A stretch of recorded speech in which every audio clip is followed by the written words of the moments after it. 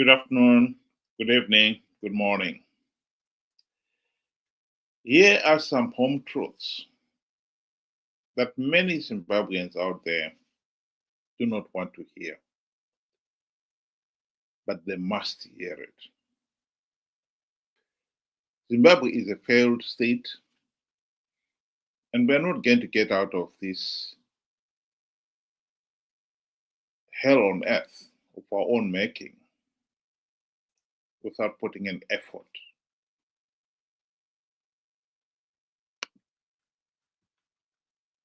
Our country is burning. South Africa is being destroyed while we watch. And we have to defend this country because we're defending the future of our. You have a child. Your child is going to curse you one day if you don't defend this country. And if you think this stuff I'm saying I'm crazy, go and look at Zimbabwe. I use the case of Zimbabwe because it's not far from us. Sure.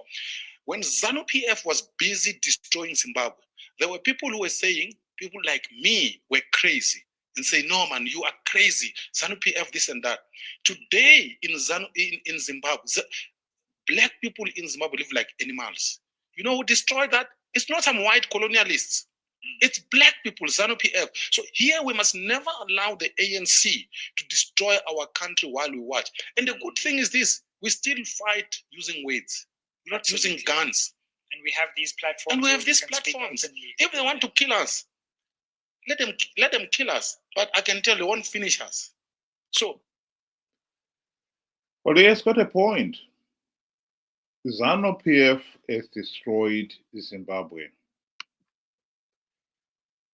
In 1980, when the country gained its independence, the country had so much promise. A Japanese scholar, Ken Yamamoto, who had visited Zimbabwe and lived in the country for a while, said that Zimbabwe had the potential to become the South Korea of Africa. We had the resources, the economy, despite just coming out of a civil war, was still very strong, and we had the resources, the natural resources. And yet when you look at Zimbabwe today, 45 years after independence, the country is a mess. There can be no denying it. The tragedy with Zimbabwe is we don't even have the courage to admit that the system is failing. Right now, the whole nation is being harangued and bullied into believing that the country is heading for Vision 2030. In 5 years' time, we are being told that the country will increase its GDP per capita threefold.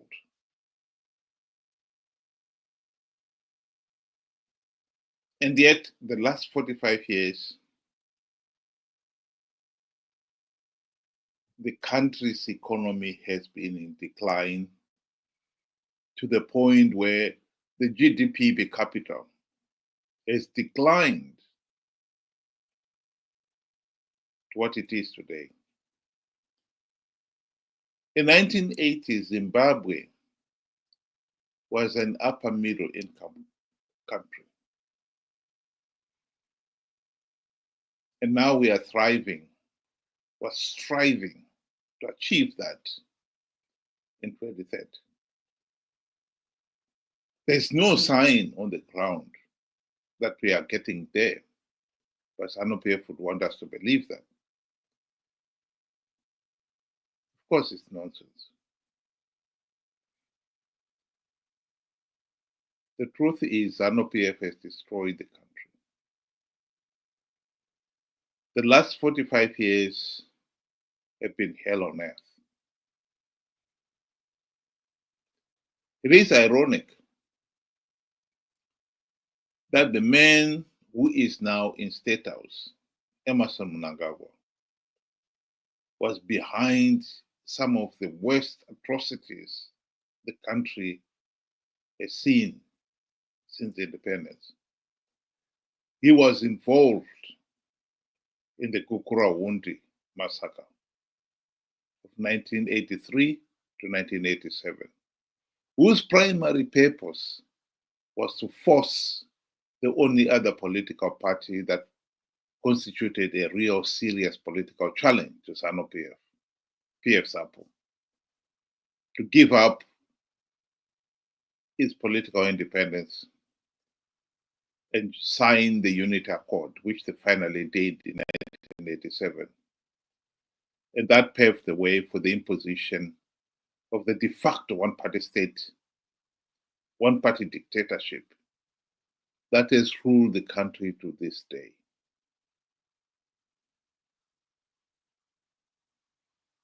Mnangagwa was behind the 2008 electoral coup. He was also behind the 2017 military coup.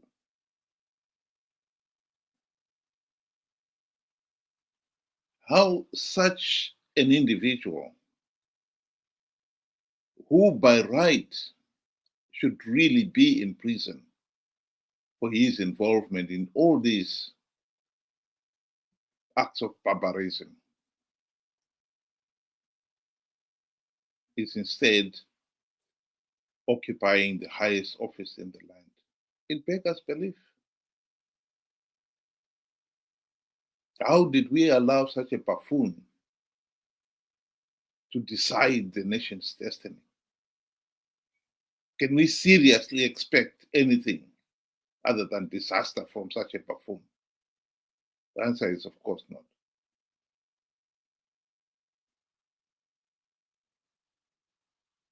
Some people have argued that we have failed to hold Zanu PF to account because Zanu PF has got the means to use brute force to impose itself.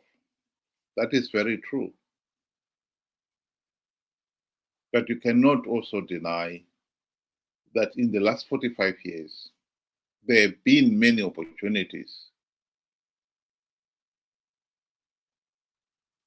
for the nation to reassert its right and demand an end to the Zanu PF barbarism.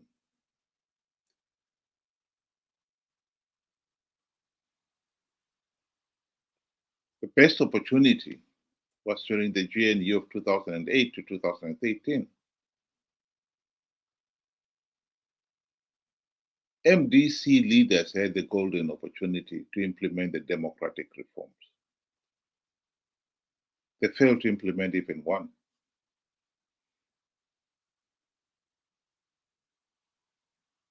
Why have the people of Zimbabwe failed to hold Morgan Tsvangirai and company to account? You can't say it was fear that the opposition would cause violence. MDC CCC do not have the means to impose any violence, physical at least. Yes, they've used the usual verbal threats and intimidation and so forth, but they have not had the political power to arrest people, send them to jail, kill them, as Zanu PF have done. So why have we failed to hold the opposition to account?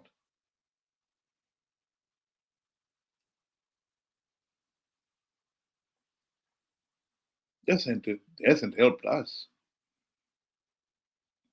If MDC guys had not sold out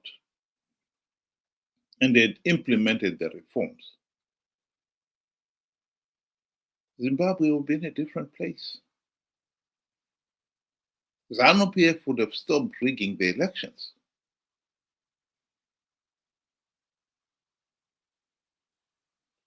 One of the burning issues right now is, did Chamisa con people to participate in 2023 elections? The answer is yes, he conned people to participate in those flawed elections out of greed. Why have we as a nation failed to hold Chamisa to account? And yet we have failed. What is worse, he has been on a sabbatical for a year and has just since come back. And he already is gearing to con people to participate in 2028 flawed elections to give Zanu PF legitimacy and thus perpetuate the dictatorship. When it comes to fighting for a better Zimbabwe, we've been our own worst enemies. There cannot be any doubt about it.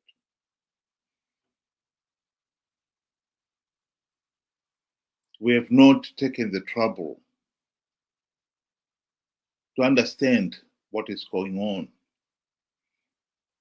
Both Zanu PF and MDC-CCC have taken advantage of the people's ignorance and naivety to con them to do all manner of foolish things.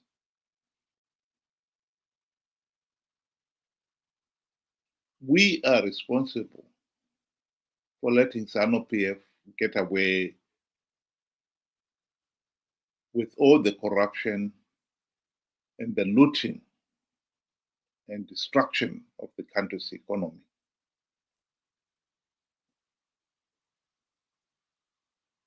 We are responsible for failing to supervise the MDC-CCC opposition to carry out the set task of implementing the reforms to stop Zanu PF rigging the elections.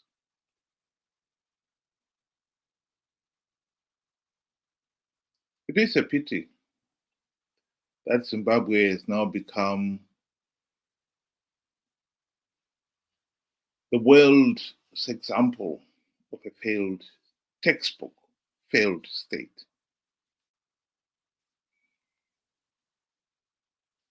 And some of us are even in denial of that. We do not even have the courage and the common sense to admit Zimbabwe is a failed state.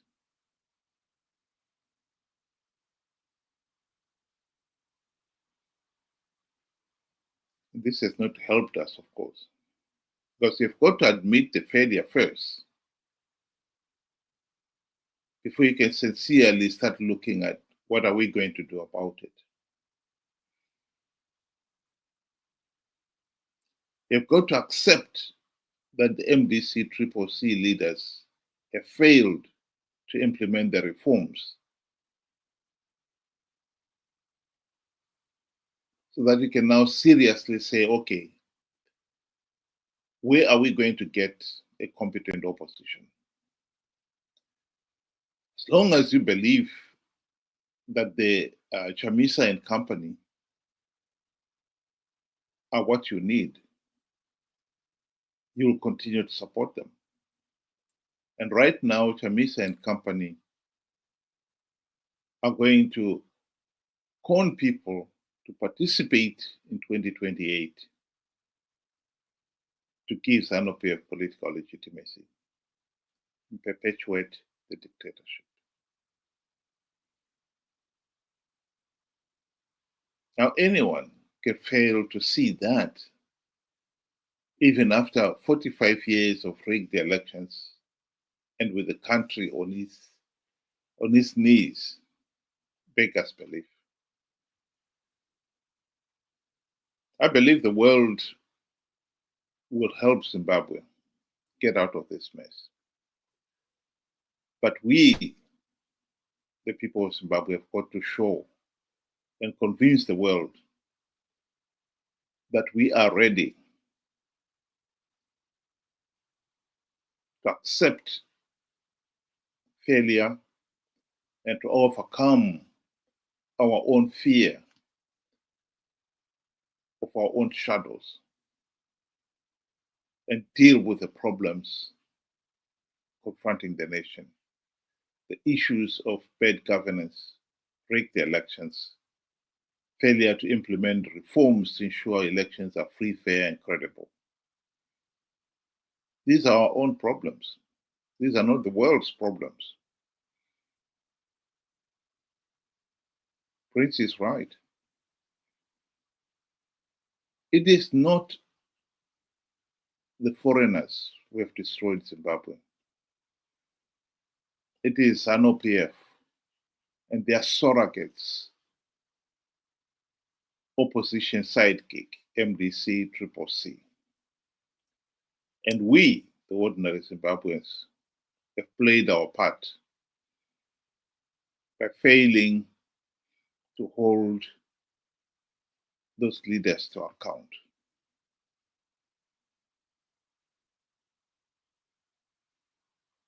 Till we do, Zimbabwe is not getting out of this mess. That I can rest assure you.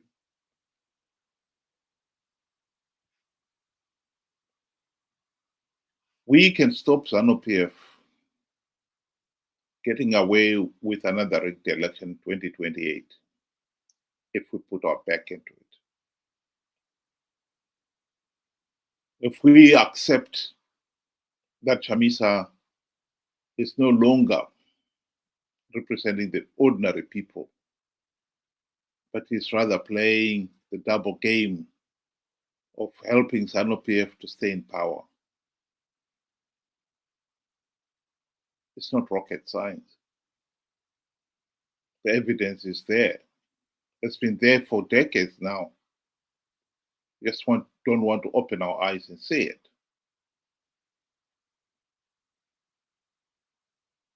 We want change.